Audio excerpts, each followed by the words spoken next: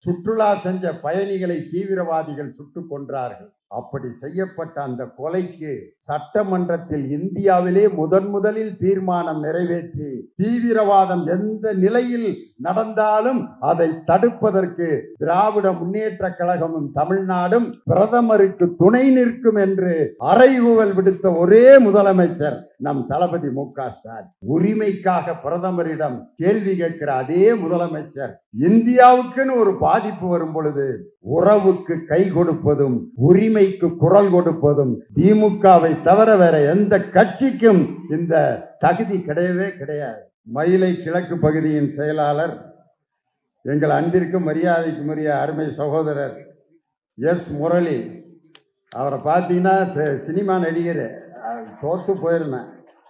ஏதாவது ஒரு படத்துல ஹீரோ ஆனார்னா பல பேர் காலி ஆயிடுவாங்க. அந்த மாதிரி ஒரு கெட்டப் பார்த்தீங்களா, இந்த மஞ்சள் வேட்டி மஞ்சள் சட்டை